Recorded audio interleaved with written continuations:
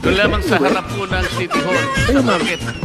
Baguio Mayor Magalong exposes how lawmakers are involved in ayuda giving. Lawmakers indiscriminately giving out AKAP funds. I Listen, Mr. Magalong. My enemies, stop molesting me, you mongoloids. Hindi naman ako kalaban ninyo ah. Huwag niyo damay yung mga mahirap. Magmamakaawa yung Pilipino sa tulong na 3,000. AX nga yan, di ba? Assistance in Crisis at Situation. Ibalik sa tao yan. Hindi atin yan. Para sa mga mahirap yan. Balik niyo sa kanila. Sir, Ang nangyayari ngayon, sasabihin niyo walang pera. Walang cash.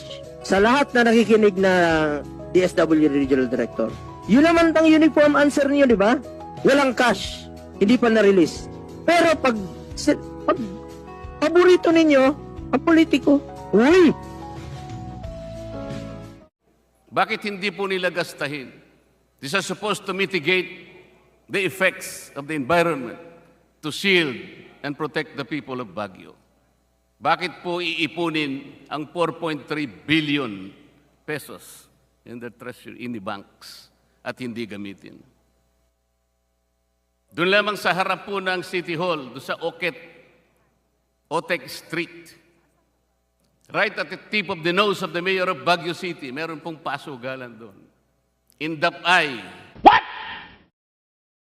What the fuck? In Ligarda area. Doon sa Kayang Hilltop in Magsaysay area.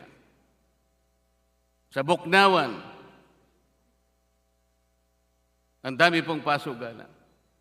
Inamin niya po yun. Sabi niya, hindi ko naman problema yung mga pasugalan. Trabaho ng pulis yan. Sino po ba ang naglalagay ng pulis sa isang syudad, Madam Speaker?